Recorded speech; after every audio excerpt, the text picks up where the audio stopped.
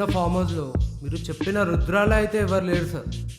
కానీ అక్కడే మొక్కలు నాటుతూ ఒకడు కనిపించాడు. వాడు పనోడు అనుకుంటా సార్.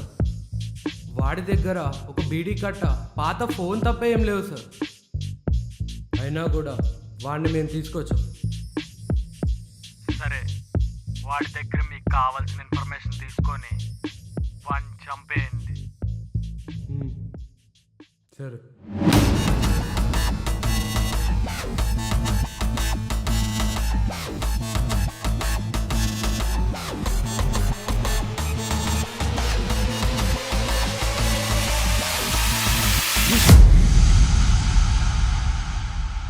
చెప్పు, నువ్వు ఆ ఫామ్ హౌస్లో ఎన్నాళ్ళుగా ఉన్నావు చెప్పు.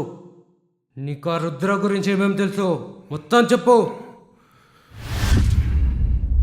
వాడి గురించి చెప్పాలంటే ముందు వాడి గతం తెలియాలి.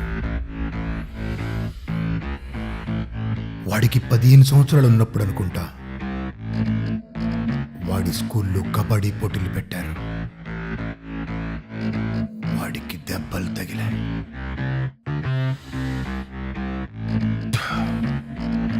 అదే వాడు మొదటిసారి రక్తం చూడటం.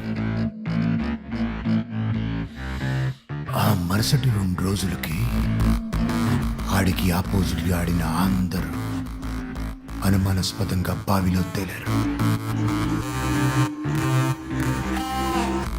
ఇప్పటికీ వాళ్ళకేం జరిగిందో ఎవ్వడికీ తెలియదు.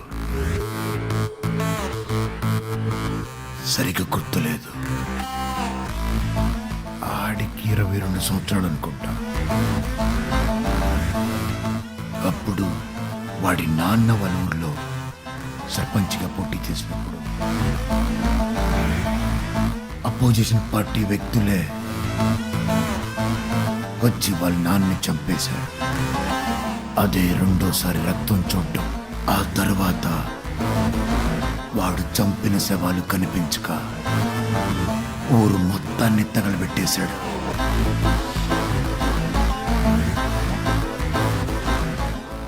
ఇప్పుడు ఇది 3వసారి.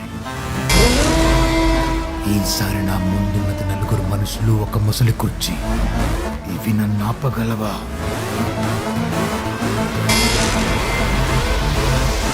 ఏయ్!